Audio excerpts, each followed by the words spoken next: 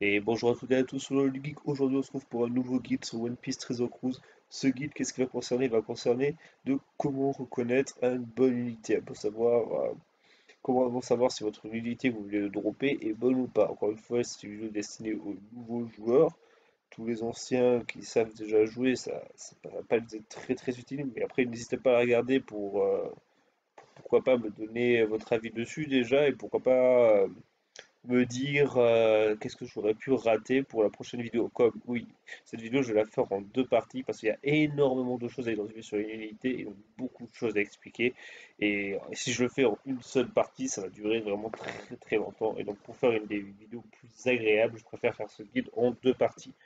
Donc, la première partie, elle va englober pour moi les deux points essentiels d'une unité, qui est à savoir sa Captain Ability et son attaque spéciale.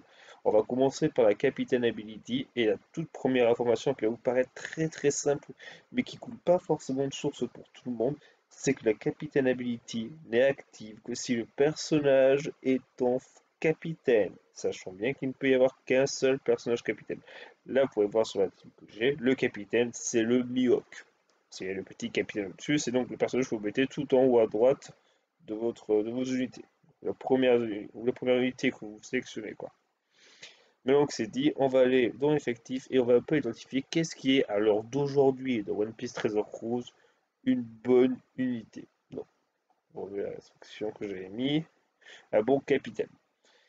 Alors, pour cela, on va prendre un capitaine que vous... Alors, qu'est-ce qu'on prend?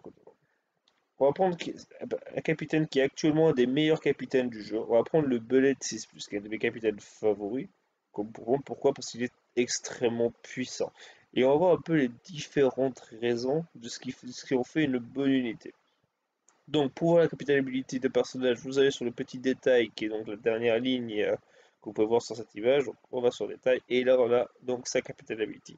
Alors, Captain Ability du personnage, qu'est-ce qu'il fait?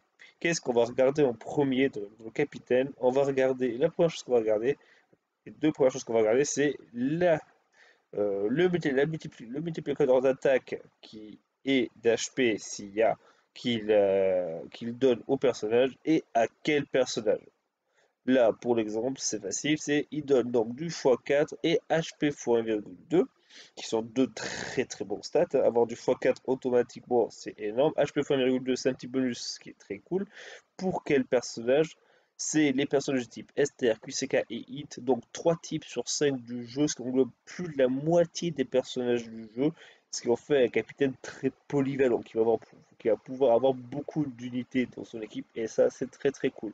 En fait, rien qu'avec cette simple ligne, ça en ferait déjà un capitaine plus que correct. Ce qui va rendre le personnage vraiment très puissant, c'est ce qui suit après. C'est donc attaque du personnage fois 4,75, donc le belette. Hein. Le belette se donne de 4,75, c'est fou. En plus de ça, va rendre les cercles STR, QCK et Int avantageux pour les personnages de ces types. Et enfin, le personnage, alors, encore une fois, que lui, donc que Belette, double les deux belettes que vous avez au capitaine, si vous jouez en double belette, va en plus avoir attaque du personnage de ne pas être affecté par les différents types des petits ennemis. Ce qui veut dire qu'il va taper sur le bon type sur n'importe quel ennemi. Comme s'il était toujours, là par exemple il est STR, le bon type par exemple serait Dex, et c'est comme s'il allait taper sur du Dex, quel que soit l'ennemi en face, quelle que soit la couleur de l'ennemi en face. Donc, c'est un excellent capitaine. Comme il tape très fort, il booste tout le monde de très haut et il va booster beaucoup de personnages. En plus d'avoir un petit bonus d'HP et en plus de pouvoir donner les bonnes armes. Donc, ça, c'est l'exemple type d'un très bon capitaine. Actuellement, ce Bellet, il est dans le top tier. Franchement, si on prenait par exemple, admettons les trois meilleurs personnages, leg, les 6 étoiles du jeu actuellement sur la version globale, il serait dedans. Avec sûrement le Philo et Snakeman, de mon humble avis évidemment, mais il serait dedans.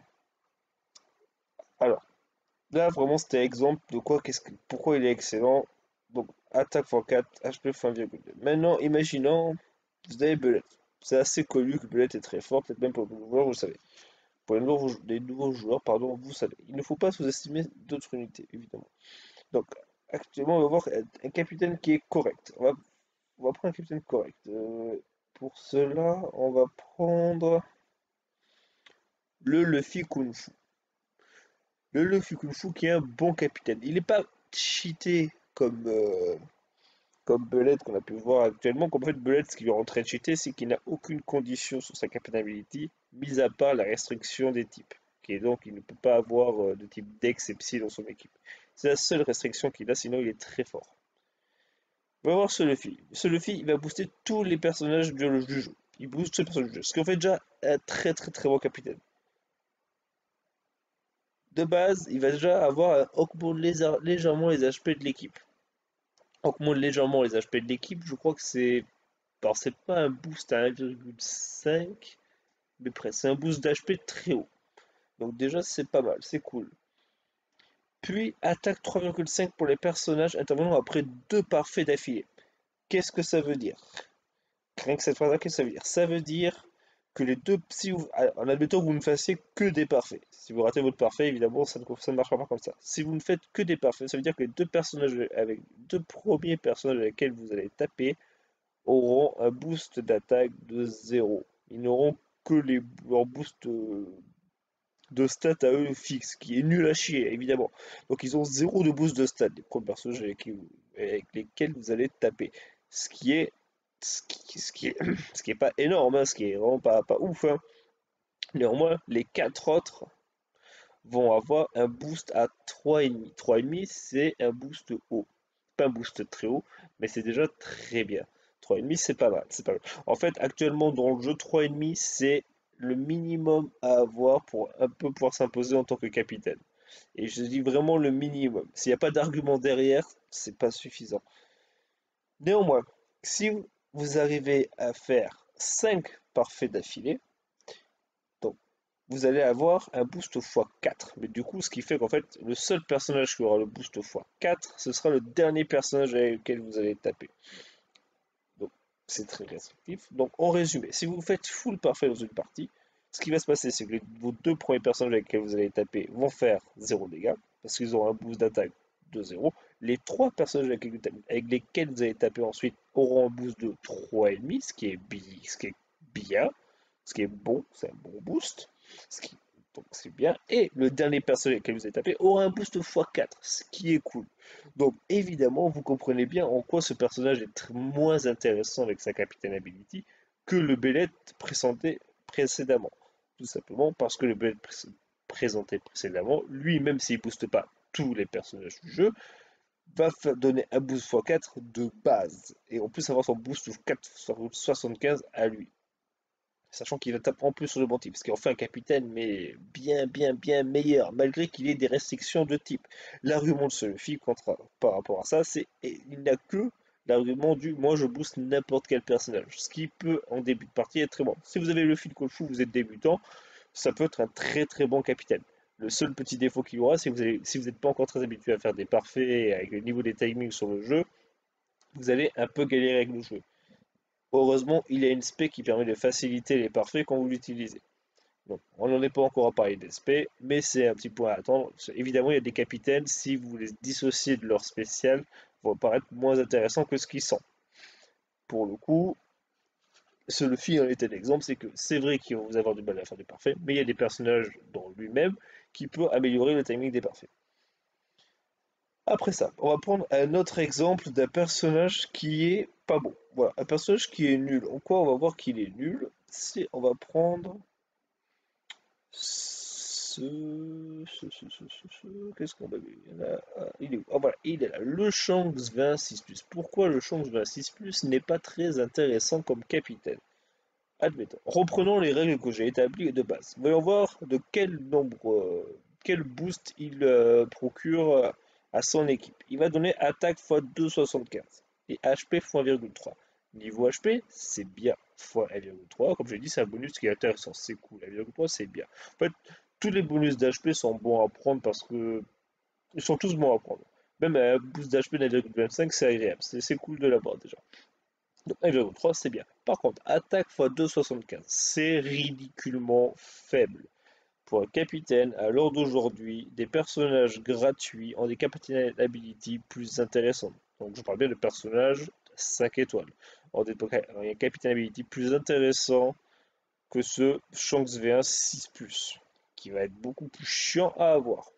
Donc attaque x 2,75, c'est ridiculement faible. Alors, Après, on pourrait se dire peut-être qu'il a des arguments derrière. Donc, on va voir qu'est-ce qu'il fait d'autre. Alors, on va voir deuxième partie. Quel personnage il booste? Il booste donc les personnages de type psy, ce qui ne fait qu'un type sur 5 dans le jeu, ce qui laisse peu de personnages, hein. Un cinquième des personnages du jeu, c'est pas beaucoup. Et du coup, augmente les chances d'apparition des cercles psy d'un pourcentage proportionnel au HP. Donc, il n'a même pas une chance d'apparition de cercle psy fixe, ce qui veut dire que vous allez devoir jouer avec ses HP et qui plus il ne booste qu'une couleur. Alors, les capitaines monotypes qui ne boostent qu'une couleur, ils sont peu intéressants. En fait, les quelques-uns qui sont intéressants, c'est ceux qui ont quand même des gros multiplicateurs, qui peuvent booster quand même à 375, presque à x4 ou à 3,5. Même s'ils boostent qu'un type, ils vont être intéressants dans des événements de classement ou dans des Kizuna, comme il y a le Kizuna, c'est le combat de l'amitié, où vous affrontez des boss avec une seule couleur et c'est les seuls boss à affronter. Où vous jouez qu'une seule couleur. Du coup, ils peuvent être intéressants. Je pense notamment au Akainu V16+, qui est ici par exemple, qui lui ne booste que les STR. Donc il booste très peu de personnages. Mais par contre, il se démarque quand même parce qu'il propose un boost à 3,25 de base et 1,3 supplémentaire pour les personnages avec un cercle STR. Ce qui monte pratiquement à du x4. Donc ça reste un boost très très correct et donc il peut être utile pour des classements, etc. La Navidex que vous pouvez voir ici, qui est une 6+ également, elle a quelque chose d'assez similaire. En plus, voilà, elle est carrément à x4 de base. Si elle a le cercle correspondance, elle a à x4 ou sinon 3,64. C'est très bien. Malheureusement, elle ne booste que les Dex. Mais bon, tout ça pour dire que ils ont quand même un assez gros multiplicateur pour. Alors, c'est pas des bons capitaines sur quasiment tous les événements du jeu parce qu'ils ne boostent qu'une couleur, encore une fois. Mais sur les événements de classement, il faut taper un boss d'une couleur fixe où il n'y a aucun sous-boss derrière. Ça peut être des très bons capitaines. Donc là, on a pu voir un peu à quoi discerner un bon et un mauvais capitaine.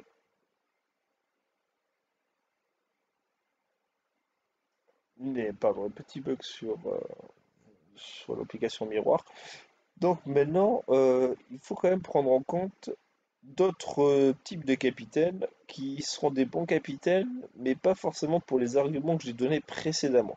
On va prendre cette Shirahoshi 6+, qui peut être une très très bonne capitaine pour certains événements. Qu'est-ce qu'elle fait cette Shirahoshi qui est si intéressant? Reprenons d'abord les critères de base qu'on a dit.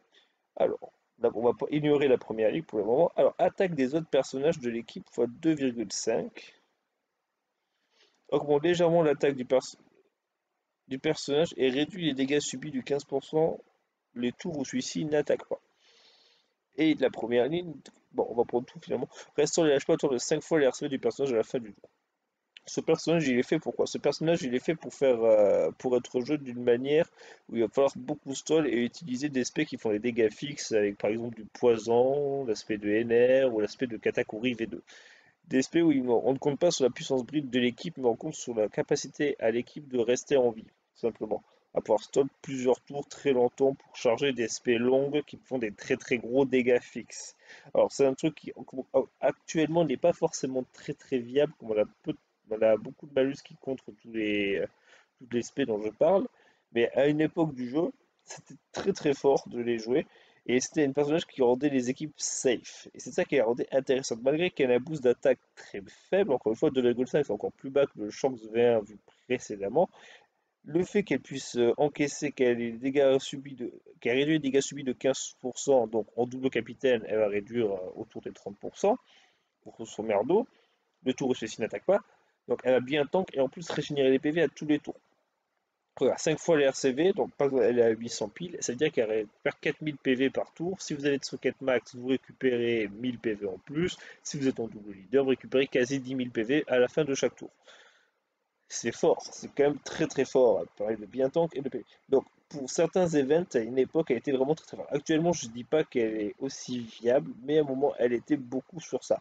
Donc c'est un type de capitaine qu'il faut quand même prendre en compte, hein. Le NR6+, c'était un peu le même délire avec un peu plus de RNG, et lui, il avait comme une stat d'équipe un peu plus forte. Alors lui, ce qu'il fallait jouer, c'est par rapport à sa spé, où il fallait accumuler beaucoup de vie au-delà de sa barre de vie pour faire des gros dégâts. Donc, à vérifier quand même certains capitaines qui peuvent paraître faibles par rapport aux critères que j'ai donnés précédemment, mais qui sont en fait très forts sur d'autres points. Qui ont un contre-argument sur leur capitaine ability, qui vient rééquilibrer par rapport à ceux qui ont des gros stats de base. Eux, ils ont un autre argument qui dit moi je peux faire ça par contre. Donc il fait ah, si tu peux faire ça, c'est ça qui te rend si fort. Autre chose à ne pas sous-estimer, les capitaines qui sont liés au multiplicateur de combos. Alors, il n'y en a pas beaucoup dans le jeu. Les derniers gros, c'est le Sanji V2, le Mihawk V2 et le Kuzen V3 qui viennent sortir.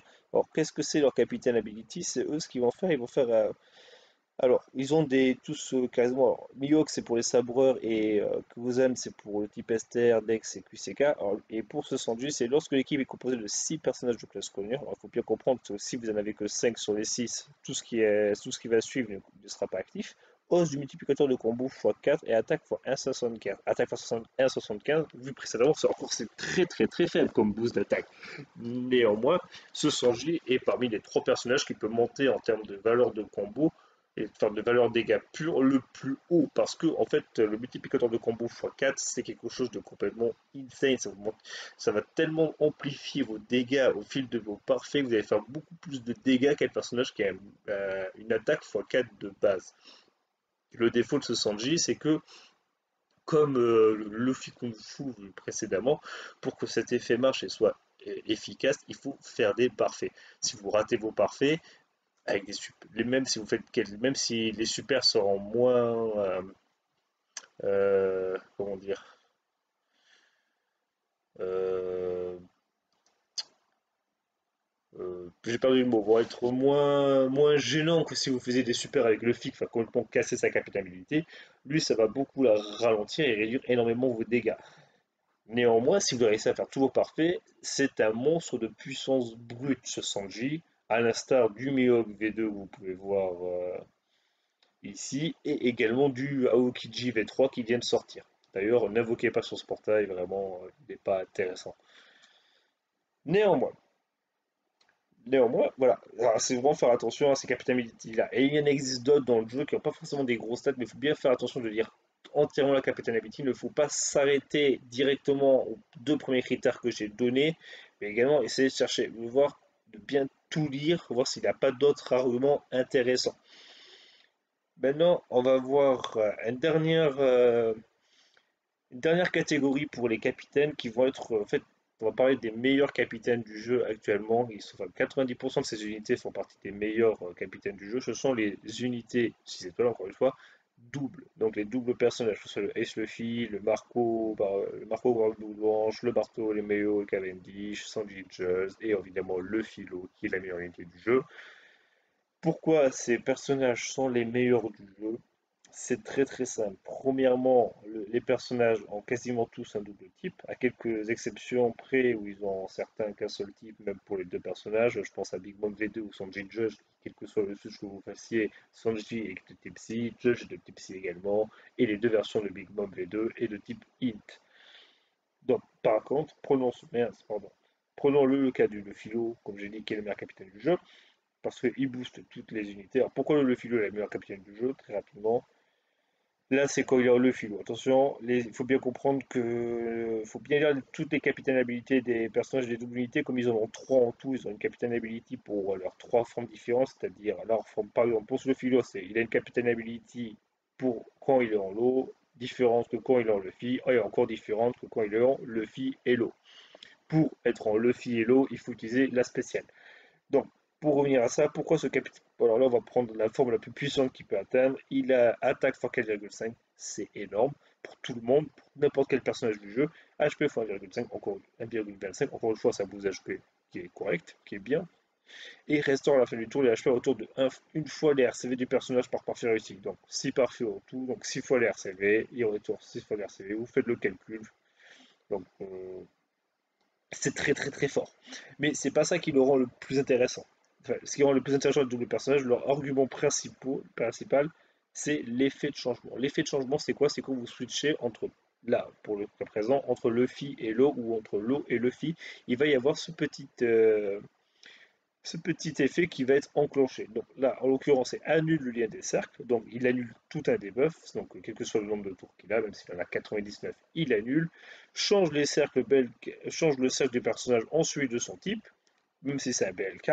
Et pendant le tour, attaque x2 du personnage. Et en plus de ça, attaque normale et en plus de ça, son attaque va traverser toute forme de défense de l'ennemi. C'est extrêmement pété. Et encore, je suis pas sûr que ce soit l'effet de changement le plus cheaté, mais c'est bien cet effet de changement qui rend le personnage si puissant, enfin qui rend les doubles personnages si puissants et si intéressants. Alors je dis pas que 100% des doubles unités sont top tier, là en fait à part le philo, toutes les autres sont en dessous d'un bullet 6+ que j'ai montré précédemment, comme il a énormément de choses sur son passif de capitaine, mais sinon quasiment tous, ils sont tous très très forts en capitaine, à part peut-être Shirahoshi, Mancheli, Vivi Rebecca et Big Mom V2, alors qu'ils sont des bons capitaines, les trois, hein, vraiment, Big Mom V2 surtout, qui comme très bon capitaine, mais qui sont souvent beaucoup plus utilisés en tant que sub.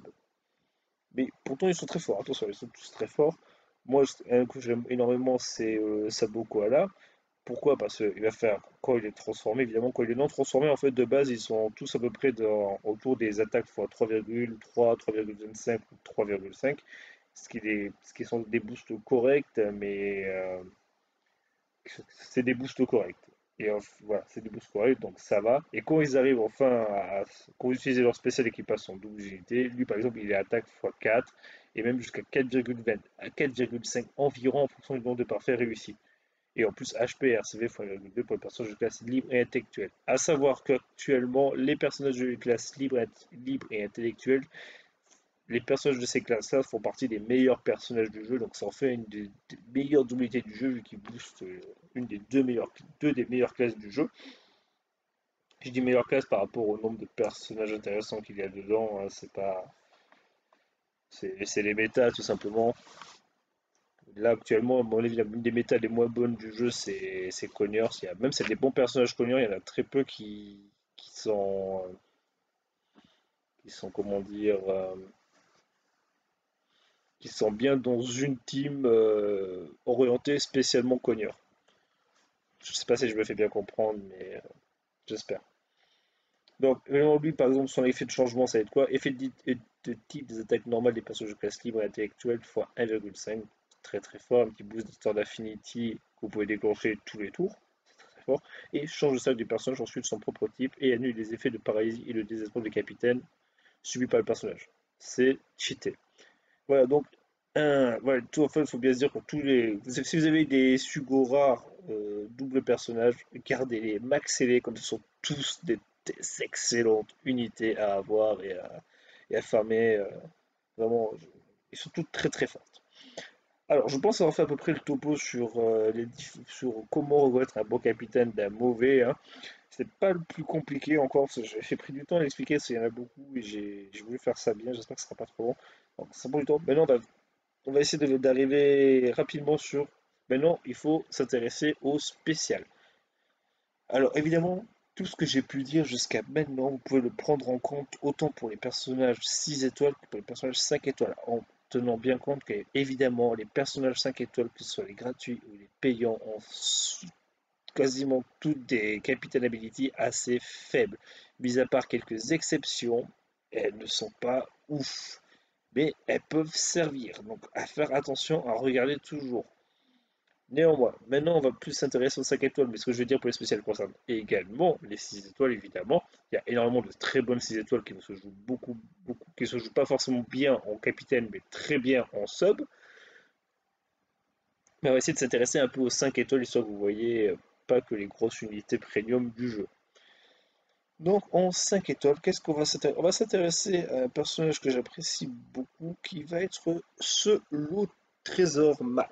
Alors ce loup trésor map, lorsque j'ai fait ma vidéo sur le TM de Hawking, c'est un personnage que je vous ai recommandé de récupérer avec les tickets TM pour ceux qui ne l'ont pas, et je vais l'expliquer. Donc maintenant, admettons, vous avez regardé la capacité du personnage, vous avez vu ce qu'il faisait, il est correct en tant que capitaine d'ailleurs. Et maintenant, qu'est-ce que vous allez regarder? Sans spécial. Une des premières choses que vous pouvez regarder, c'est le level de le cooldown de sa spéciale. En gros, combien de tours il va lui falloir pour déclencher son attaque spéciale. Donc, actuellement, le personnage, quand il est maxé, parce que quand vous allez le dropper, en fait, comme c'est un personnage gratuit, un gros personnage gratuit, il a souvent un cooldown extrêmement haut. Donc, il va falloir farmer sa spé avec des doublons ou des boucles pour la baisser. Donc, lui, quand vous le récupérez, il est sûrement autour des 30 tours, comme tous les personnages Raid, Colo, TM. Mais si vous le maxez, vous pouvez voir qu'il descend jusqu'à 8 tours.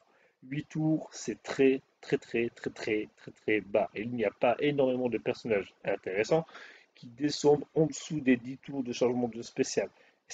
Et ça en fait une des rares unités qui le fait. Et rien que pour ça, ça en fait déjà une excellente unité au niveau de son spécial. Maintenant, qu'est-ce que fait son spécial? Alors, inflige des dégâts STR équivalent à 30 fois l'attaque du personnage. Est-ce que cet effet-là est intéressant? Très peu.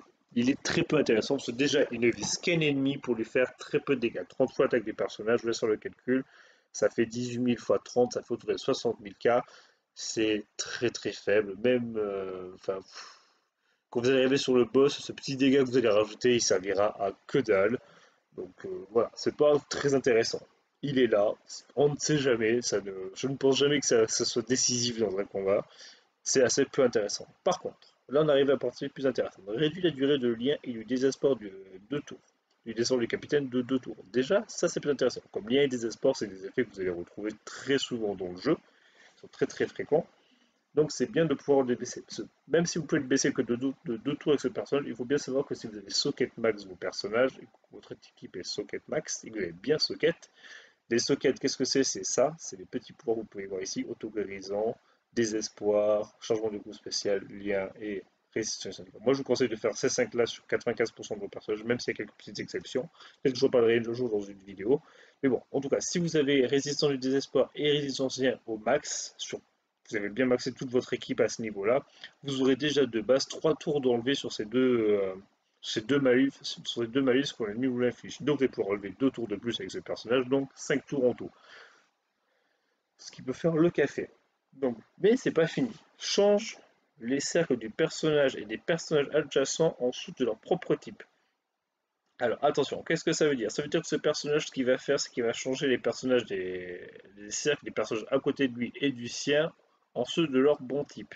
Néanmoins, vu qu'il n'y a pas écrit cercle des types et ni cercle BLK, ça veut dire qu'il peut changer tous les cercles de type, les cercles TND, les cercles bombes, les cercles RCV et les cercles EMP. EMP, c'est emplacement vide. Il peut changer tous ces cercles-là, sauf les BLK. En fait, c'est le seul cercle qu'il ne peut pas enlever, c'est les BLK. Comme ici, ce n'est pas précisé, c'est-à-dire que le personnage ne le peut pas. Et s'il n'y a pas de précision sur le cercle, s'il dit juste le cercle, ça veut dire tous les types, ça veut dire tous les cercles sauf BLK. S'il précise BLK, ça veut dire que BLK, et s'il précise cercle de type, ça veut dire qu'il ne peut changer que les cercles STR, QCK, DEX, Psy et HIT. Donc lui, il peut changer n'importe quel cercle, sauf les BLK, des personnages adjacents. Personnages adjacents, je vous le montre rapidement, qu'est-ce que ça veut dire? Les personnages adjacents dans, qui sont, donc là vous pouvez voir l'OTM qui est dans la ligne du milieu à gauche, ça veut dire que là, il va pouvoir changer le cercle du Pedro, du Crackers en dessous, le sien évidemment, et celui du Mihawk que j'aurai en ami qui sera au-dessus de lui. C'est ça qu'ils appellent adjacent. Ça paraît, encore une fois, ça peut paraître très évident pour certains, mais je le précise pour les joueurs qui n'ont pas forcément le vocabulaire, tout simplement. Ça peut arriver que vous ne compreniez pas sur le coup. Mais ce n'est pas fini. Qu'est-ce qu'il va faire de plus? Ajoute plus 0,7 au multiplicateur de combo pendant un tour et réduit le temps de chargement des collants. Ajoute plus 0,7 au multiplicateur de combo pendant un tour. Ça va vous permettre de faire un peu plus de dégâts. Vu que, comme je l'ai dit précédemment, le multiplicateur de combo, c'est quelque chose qui va augmenter au fur et à mesure où vous fassiez des parfaits dans le jeu. Et ça va donc démultiplier la puissance de vos coups. Donc évidemment c'est ridicule par rapport à un x4 sur un capitaine ability d'un personnage, mais x plus 0,7 déjà ça ajoute pas mal de dégâts sur plusieurs boosts accumulés. Ce 0,7 il peut bien rajouter 2 bons millions de dégâts sur un personnage. Toto sur une phase d'action. Donc c'est pas à négliger. Plus 0,7 c'est un bon boost de multiplicateur de combo. Sachant que 0,5 c'est bien, 0,7 c'est très bien. Et bon, et il y a l'exception qui est donc le Cracker Select qui lui monte jusqu'à 1,1 je crois, qui est excellent. Donc un petit boost de puissance en plus de son petit debuff. Et donc Après, qu'est-ce qu'il va faire encore un dernier chose? Il va en plus de ça réduire le temps de chargement des coups spéciaux des personnages des classes cogneur, sabreur, intellectuel et libre de un tour. Sachant que lui, il a un petit pouvoir qui lui permet en plus de pouvoir utiliser ses aspects dès qu'il arrive dès le premier tour. Donc avec lui, vous allez pouvoir jouer très très vite, vous allez pouvoir accélérer la partie et éviter de stall trop longtemps. Ce qui en fait un personnage très complet pour répondre à plusieurs situations. Et c'est vraiment à ça qu'on va remarquer les meilleurs RR du jeu, donc les meilleurs 5 étoiles du jeu. C'est les personnages qui peuvent s'adapter à plusieurs types de situations et plusieurs cas. Et ce personnage en fait clairement partie, en plus d'être gratuit. Donc un personnage à avoir à maxer, évidemment. Dans une autre gamme, on va voir un autre personnage. Non, on va pas prendre celui-ci parce qu'il est peut-être un peu compliqué à avoir pour certains, donc on va plutôt prendre, ça vous avez des petites idées de ma box en même temps, tous ces persos pas maxés, quels ont pour moi. On va prendre ce kit colo, tiens. Ce kit colo, qui est une unité très intéressante aussi, qui est un autre personnage gratuit. On va voir un peu ce qu'il fait également. Alors, infliger des dégâts dex aléatoires à des ennemis aléatoires 5 fois. C'est pas intéressant. C'est vraiment pas très très intéressant. C'est un peu comme le lot, c'est des petits dégâts que vous êtes rajoutés comme ci comme ça. C'est pas énorme. Par contre, partie plus intéressante. Réduit le temps de chargement des coups spéciaux des personnages des classes Ravageur et Terreur de 2 tours. Ok, c'est déjà beaucoup plus intéressant. De tours, c'est beaucoup. Il va aussi permettre d'accélérer. Sachant que, comme le lot vu précédemment, il va pouvoir être joué également de suite quand il va arriver sur le terrain. Après, il a un cooldown un peu plus long, de 12 tours. C'est un cooldown un peu plus normal, on va dire. On le voit plus souvent. Donc, donc c'est quand même très bien. Donc, il peut être joué très rapidement. C'est cool. Deuxième partie, qui est la partie la plus intéressante du personnage.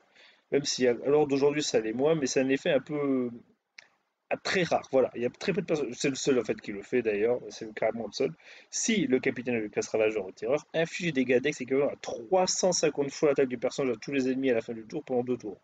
350 fois, par contre, c'est beaucoup. Je vais faire le calcul. Il a 1725 d'attaque de base avec les CC.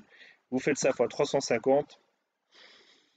J'ai un peu la flemme de le calculer de tête, mais c'est beaucoup. Ça fait presque 600 000 de dégâts.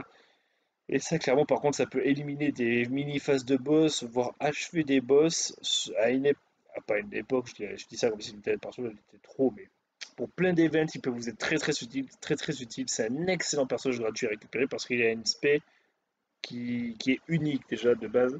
Donc ça, c'est très très bien. Dans, alors c'est pas un personnage aussi polyvalent que le lot qu'on a vu précédemment, mais il peut être excellent également. Alors, après, qu'est-ce qu'on pourrait regarder comme personnage qui est très fort? Alors, ça, c'est pas un personnage gratuit, c'est un personnage payant. Alors, c'est cette praline qui paye pas une mine. Alors, j'imagine que quand vous la droppez, vous imaginez pas qu'elle est qu'elle est forcément très intéressante, mais elle est même très très forte, cette pralinée. C'est un très très très bon sub dans le jeu. Donc, déjà, qu'est-ce qu'on peut voir? Son cooldown. On récapitule un peu ce qu'on faisait au début. On peut voir son cooldown. Donc, elle est à 12 tours. C'est pas 12 tours, c'est très très bien. Donc maintenant, qu'est-ce qu'elle fait? Réduit de 5 tours. 5 tours, c'est très très important. Parce que le nombre de tours que peut réduire enfin, comment dire? Le nombre de tours que peut réduire un personnage sur un buff ennemi, ça peut faire tellement la différence de passer de 4 à 5 tours. Donc elle, 5 tours, c'est très très très bien.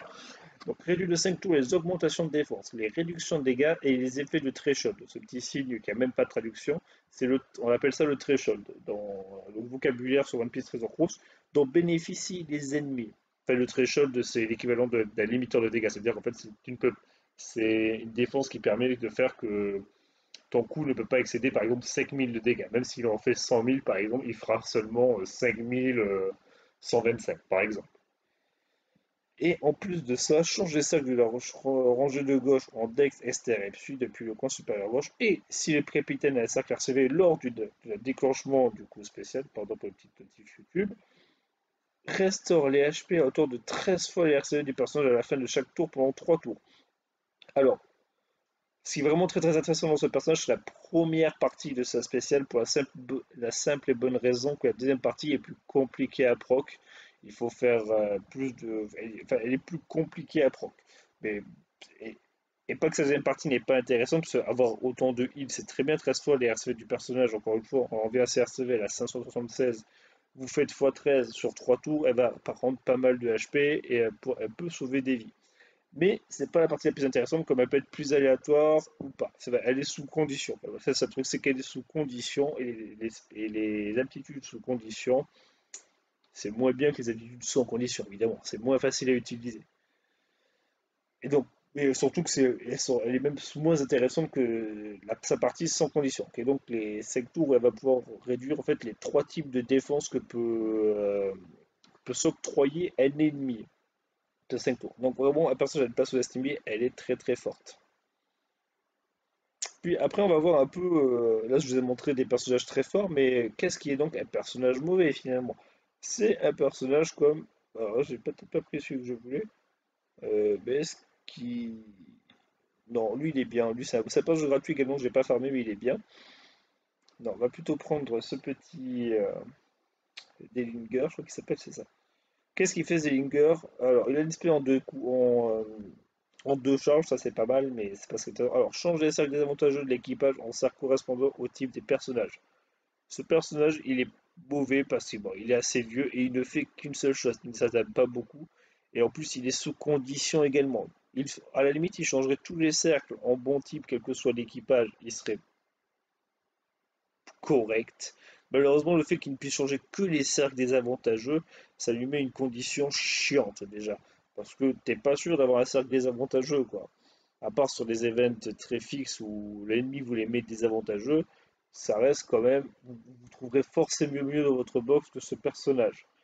Donc voilà déjà pourquoi ça fait qu'il n'est pas très intéressant. En fait, tous les personnages qui vont ne vous proposer qu'un type de boost ou un type de contre ou un type ou un seul type de debuff sur l'ennemi ou quoi, c'est actuellement des personnages qui sont pas mauvais, mais qui sont bons, enfin, certains sont mauvais, oui, certains sont mauvais. Donc c'est faut vraiment privilégier les personnages qui proposent au moins deux aptitudes dans leur spécial, sinon, ou alors il faut vraiment que leur aptitude elle soit énorme, quoi. Genre comme le kit vu précédemment, or que lui en fait il en fait deux vu qu'il réduit actuellement les temps de chargement, qui est quand même une spé unique qui le rend si intéressant. Pour prendre un autre exemple, c'est par exemple ce Zoro qui joue au bowling, que là il est nul à chier, voilà clairement. Tout ce qu'il fait c'est change les cercles adjacents en dex et inflige 1000 points de dégâts à tous les ennemis. Il fait 1000 points de dégâts fixes, 1000 points de dégâts fixes c'est ridicule. Et change les cercles adjacents en dex, ça vous oblige à déjà jouer une team où vous n'aurez que des personnages dex autour de vous, ce qui n'est pas intéressant. Et ça en fait quelque chose de nul à chier. C'est pas bon. Si vous droppez, ne soyez pas content de dropper ce Zoro-là. Il n'est pas bien. Il n'est pas bien. C'est tout. Il n'est pas bien. Qu'est-ce qu'on pourrait voir d'autre comme personnage qui a une spéciale pas intéressante? Attends, on va prendre ce cas de City Isabello. Alors, il a une spéciale intéressante. Là, attention, petit disclaimer. Il est intéressant, mais il faut bien le discerner de comment on le joue. Qu'est-ce que fait ce personnage? Inflige des dégâts non élémentaires équivalents à 25 fois l'attaque du personnage à tous les ennemis. Là, sur le papier, c'est pas très intéressant. 25 fois, encore une fois. Bon, je sais pas du tout maxé, il est pas limite break et tout, donc c'est pas ses stats maximum. Mais admettons, il monte jusqu'à 1008 de dégâts. Je sais pas du tout. Je pense qu'au maximum, il doit monter à 1007. Remarque, non, 1008 peut-être. Peut-être qu'il atteint 1008, parce que 1400 de base, c'est beaucoup déjà. Vous faites x25. Ça fait combien ça fait genre du 70K. Allez, vas-y, admettons, ça fait du 70K. C'est pas beaucoup. Néanmoins, petit entre parenthèses est important, encore plus élevé lorsque les tours de chargement du coup spécial continuent d'être accumulés. Ce qui veut dire que plus vous allez stall avec ce personnage, plus il va donner un coup qui va augmenter en puissance. Et ça peut monter assez haut. Donc c'est en fait un personnage qui sur les combats longs comme des forêts ou des gap challenge n'est pas sous-estimé. Ou même sur des 0 stamina avec des 10 tours ou quoi, vous allez peut-être charger longtemps vos spé, il peut être intéressant. Néanmoins, sur tout ce qui est Red Boss ou Colisée, actuellement, il est nul à chier. Par contre, il peut tirer son épingle du jeu. Donc bien attention à lire bien l'aspect et bien identifier toutes les possibilités du personnage. Comme Zetalis Bello, c'est le seul qui a une spé de ce genre-là. Donc, encore une fois, tout ce qui est spé unique, c'est toujours assez intéressant. Après, il y a beaucoup de vieux personnages qui sont nuls parce qu'il voilà. Par exemple, lui attaque des personnages de type STR x 1,5 pendant le tour et inflige des dégâts CR à tous les ennemis. c'est très très faible. Des boosts d'attaque à 1,5, c'est extrêmement faible. Un boost quel qu'il soit, que ce soit d'attaque, d'affinité, d'orbe ou d'attaque conditionnelle, il faut qu'au minimum il soit à 1,75. 1,75 c'est vraiment le minimum. Et s'il fait juste un boost d'attaque à 1,75, il fait rien à côté, c'est déjà moyen moyen. x2 c'est déjà bien. x2 c'est vraiment bien déjà. Donc pour des boosts, des boosters de base qui peuvent être intéressants, gratuits. Même s'ils font pas grand chose à côté, il y a ce Riley qui est gratuit, ce Riley jeune, très classe la carte, qui change aléatoirement les cercles des personnages de l'équipe autres que ceux de leur propre type. Donc ça c'est bien, c'est-à-dire qu'il ne change que ceux qui n'ont pas le bon type, donc ça vous donne une deuxième chance d'avoir le bon cercle. Et il va booster toute l'équipe, donc n'importe quel personnage du jeu à hauteur de 1 x 75. Donc c'est pas fou comme boost, mais quand vous commencez, ça peut être un bon personnage free-to-play à farmer. Du même genre, vous avez le Doflamingo Red Boss V1 qui est intéressant, qui est ici, qui peut également être intéressant à ce niveau-là parce qu'il a une bonne spé. Lui, il vous permet de changer 2 fois l'emplacement de vos cercles et de doubler les effets pendant un tour. Donc il a booster de cercle x2 et en plus permet de changer 2 fois les emplacements du cercle. Donc booster pour tout le monde, hein, booster de cercle x2 pour tout le monde, c'est très bien. C'est vraiment un bon petit booster. Moi, je l'ai utilisé pas mal quand j'ai commencé le jeu. Et ça, c'est cool. Donc, il est encore aujourd'hui, c'est un personnage que je vous conseille de farmer qui est plus disponible non-stop. Donc à faire. Mais encore une fois, comme vous pouvez le voir, il ne fait que très peu de choses. Mais pour commencer, c'est pas mal. C'est Par contre, quand vous tirez des personnages là, sur les recrutements rares, faut vraiment faire attention. Vraiment, ceux qui Kinemon, il est mauvais. Inflige des gains alimentaires majeurs à tous les ennemis. Échange tous les sacs en cercle identique à celui du personnage. C'est clairement pas ouf. Faut vraiment les personnages qui sont vraiment bons, c'est des personnages qui font beaucoup d'effets, qui enlèvent beaucoup de malus. Pas forcément qui vous boostent. Moi, je préfère limite les personnages qui enlèvent beaucoup de malus, comme celui-ci là. Inokune imposant violent à un ennemi. Déjà, il lui impose un malus qui peut être utile si vous avez une attaque conditionnelle sur le poison, par exemple. Et en plus, il va enlever les onomatopées dissimulées, réduit le désespoir, réduit bien les coups spéciaux de 5 tours, change les cercles des personnages adjacents en dessous de leur propre type, et en plus permet de changer librement 3 fois les cercles. Un personnage complet qui, comme j'ai dit précédemment pour la pralinée, va vous permettre il va pouvoir s'adapter à plusieurs situations, donc être utile plusieurs fois. En plus, il a un cooldown assez bas, je ne l'ai même pas maxé à fond, donc là il est à 14 tours, vous avez pu voir, mais je pense qu'il descend bon, au moins à 13, c'est sûr, voire à 12 également. Donc, encore une fois, un très bon personnage. Vous avez la Shiraoshi Valentine qui est ici, qui est aussi. Alors, je montre que les hommes poissons depuis tout à l'heure, donc on va voir un peu autre chose. Et un personnage qui est bien. Alors, j'avais montré le Crocodile World Clash, mais il est dur à récupérer. Donc voilà, tiens, ce personnage-là. C'est un gratuit également, encore une fois. Ce mage élancolisé qui est également très intéressant. Donc, spé en 2 tours. Donc, de base, bon, ouais, en vrai, utiliser ce premier level de spé, c'est pas très intéressant vu qu'il est qu'à 12 tours pour sa deuxième. Donc, autant attendre. Qu'est-ce qu'il fait? C'est par exemple qu'il va s'autosuffire au niveau des dégâts et en plus enlever des buffs adverses. Donc il va empoisonner tous les ennemis, dont un qui reçoit un poison violent équivalent à 300 fois l'attaque du personnage. C'est beaucoup, 300 fois quand même. Réduit à 0 la défense de tous les ennemis pendant 2 tours. Donc déjà il inflige 2 malus en plus de pouvoir faire des dégâts, dont un qui va faire des dégâts. Réduit également de 2 tours les réductions de dégâts et les effets de threshold dont bénéficient les ennemis. Attention à ne pas confondre réduction de dégâts et augmentation de la défense. Réduction de dégâts, c'est le petit bouclier arc-en-ciel que se met l'ennemi, et réduction de la défense, c'est le petit bouclier bleu. Et en plus de ça, inflige des dégâts aux ennemis empoisonnés fois 1,75. Donc un personnage extrêmement compliqué, un des meilleurs personnages que tu peux récupérer. Alors il est un peu compliqué à récupérer si vous êtes débutant, mais dès que vous pouvez, si vous pouvez au moins farmer le niveau clandestin du Colisée, farmez-le pour le récupérer. Ça vaut largement le coup. Donc, qu'est-ce qui a privilégié sur les attaques spéciales? C'est les personnages qui peuvent s'adapter à plusieurs situations. Donc, soit qui ont plusieurs boosts offensifs, soit qui ont un boost offensif et plusieurs debuffs adverses, soit qui peuvent vous soigner.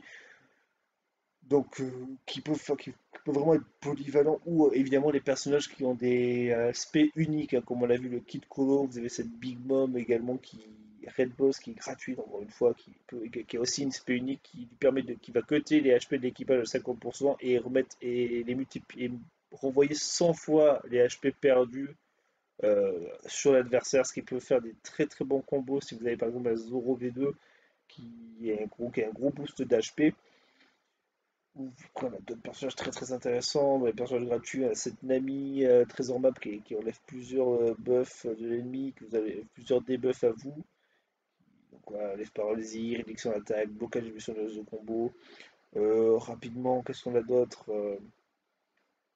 Les mauvais, en fait, c'est très facile. Les mauvais, c'est des personnages qui font pas grand-chose, en fait, qui enlèvent aucun malus ou quoi. Euh, Comment expliquer ça? Qui sont pas très intéressants dans le sens où, voilà, pour l'instant, cette speed, elle n'est pas très très intéressante. Je l'ai joué un peu au début, parce que je l'ai trouvé cool, mais finalement, elle ne fait que deux choses, réduction de chargement des coups spéciaux de l'équipe de tout, et réduit à zéro à défaut à tous les ennemis. C'est très faible, concrètement, du nouveau badge qui est sorti avec Kaido, c'est la moins bonne des trois, parce qu'elle est très très limitée dans ses possibilités, dans ce que vous allez pouvoir faire avec. Le meilleur pour moi, c'est le Hold'em, qui est ici. Lui, il est très intéressant par contre, parce qu'il va enlever des tours sur des, sur des buffs ennemis qui sont très chiants, comme des barrières, des thresholds, réduction de dégâts, et en plus de vous rajouter un petit peu de dégâts avec fixe multiplicateur de combo à 2,5. Donc un personnage très très cool.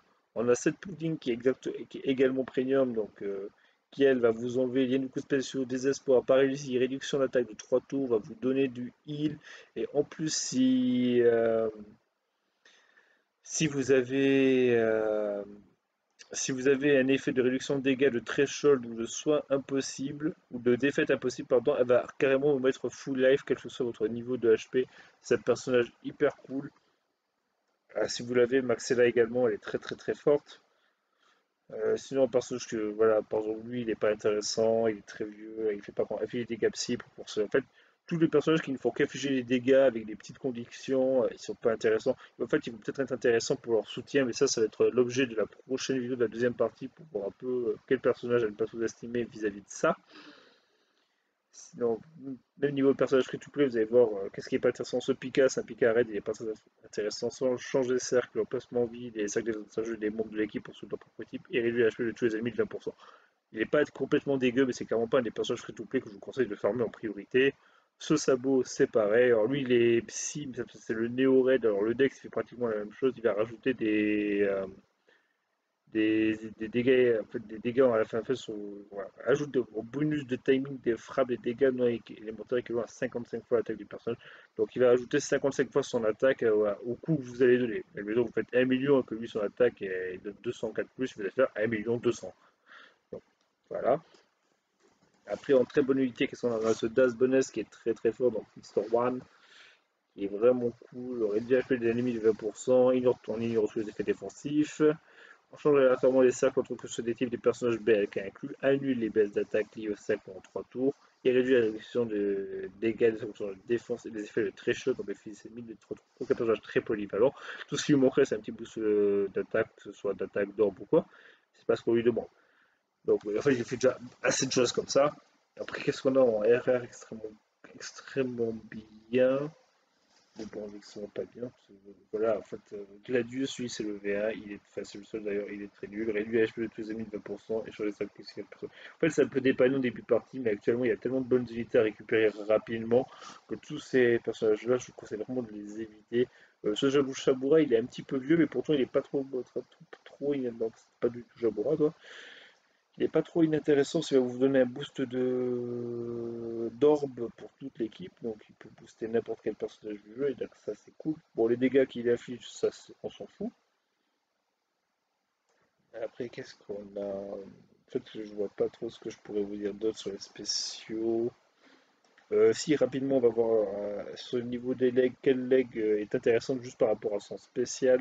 On a Shira Mancheli qui est actuellement pour moi un des meilleurs subs du jeu. Si vous l'avez, il faut vraiment se dire qu'elle est complètement craquée. Ça va changer. Déjà, c'est une changeuse d'orbe, n'importe. Genre, change tous les cercles BLK inclus du personnage en soi de leur propre type, donc toute l'équipe. Donc déjà, elle vous met full orbe, full bonne orbe à toute l'équipe, c'est très très bien. Restaure les HP à hauteur de 100 fois l'RC du personnage. Vous voyez, elle est à 900, vous faites 100 voix, ça fait 90 000 d'HP. Je ne connais pas une seule équipe dans le jeu qui a autant d'HP hors events spéciaux avec des HP boostés. Donc elle vous met full life concrètement. Et là, surtout, sa dernière partie qui est énorme permet de sélectionner jusqu'à 2 icônes marquant des altérations d'état subies par l'équipe et de réduire la durée de 10 tours. c'est complètement craqué. C'est-à-dire que les malus elle peut enlever 10 tours de 2 malus que vous sélectionnez qui vous a été infligé. Attention, on parle bien d'icône. Ça veut dire que ça ne prend pas en compte le lien, le désespoir, la paralysie, le lien des cercles et le lien des coups spéciaux. Par contre, ça prend en, et peut-être un autre, j'ai peut-être oublié un. Par contre, ça prend en compte énormément de choses comme onomatopée dissimulée, réduction d'attaque, augmentation des dégâts subis, réduction de soins impossibles, résist, euh, chaîne de multiplicateur bloquée, ça c'est un malus qu'on peut vous infliger où on vous bloque la chaîne à hauteur de 1,1 par exemple. Pardon, c'est pas voir. Voilà, à 1,1. Donc ça vous ferait faire 0 dégâts. Elle enlève ça également. Elle enlève la brûlure et encore d'autres malus qu'on pourrait vous infliger liés à ça. On pourrait même enlever le fameux 1 de dégâts s'il est en dessous des 10 tours. Attention, il faut que le malus soit en dessous des 10 tours. Si on vous inflige un malus qui dure 99 tours, elle ne peut malheureusement rien y faire. Et ça en fait un des meilleurs subs du jeu. Même elle a une action de changement qui en fait le meilleur sub. C'est encore autre chose. J'ai pas envie de trop y rentrer. Ça va être l'objet d'une deuxième vidéo. Deuxième partie de la vidéo où on s'arrête. Donc, je pense qu'on fait à peu près le tour. Il y a d'autres personnages très intéressants comme ça qui se jouent ensemble. Il y a ce Marco qui heal également, qui fait un petit boost de sac. Donc, autant actuellement en capitaine, il vaut rien, mais en sub, il est toujours très intéressant. La Shiroshi que je vous ai montré plus tôt dans la vidéo pour sa capitaine action, elle est oh là, je vais pas réussir à parler. Elle est également très forte en sub. Le Corazon, pareil. Et d'autres personnages qui sont plus offensifs. La Namidex en sub, elle est excellente. Après, il y a qui alors, il y en a plein d'autres. Le Franky peut être très bon. Le Lucie, vous avez vu gratuitement si vous êtes connecté pendant la période des 5 ans, pendant 7 jours, il est très bon. Et encore plein d'autres selon votre team. Ce Audi en team Kaido, je le trouve vraiment très intéressant avec son réduction de dégâts et son réduction de temps de chargement. Ça, j'en ai parlé de la vidéo où je parlais des teams de Kaido déjà. Et, et voilà, plein de choses. Donc je pense vous avoir donné à peu près les armes déjà pour identifier ce qui fait un bon capitaine et un bon sub dans une équipe. La prochaine fois, on s'intéressera à tout ce qui est limit break, soutien, crewmate ability et donc limit break, donc tout ce qui concerne les pouvoirs également. Et peut-être qu'il y aura peut-être l'objet d'une troisième vidéo où on va laisser un peu de parler de construction d'équipe, niveau synergie et tout. Mais je suis pas sûr, parce que je pense déjà faire des vidéos centrées sur les capitaines, enfin sur les constructions de team autour de certains capitaines du jeu. Donc je sais pas si je ferai une vidéo pour vous apprendre à construire votre team, entre guillemets. En tout cas, il y en aura bien une deuxième pour parler des autres parties intéressantes sur les personnages. Donc, n'hésitez pas à me donner vos retours sur cette première vidéo en commentaire. J'espère qu'elle vous a plu, j'espère qu'elle va aider les nouveaux joueurs encore une fois. Donc, laissez-moi des commentaires pour me donner vos retours. Laissez un pouce bleu si vous avez aimé. Abonnez-vous. Et jusqu'à la prochaine, je vous dis ciao.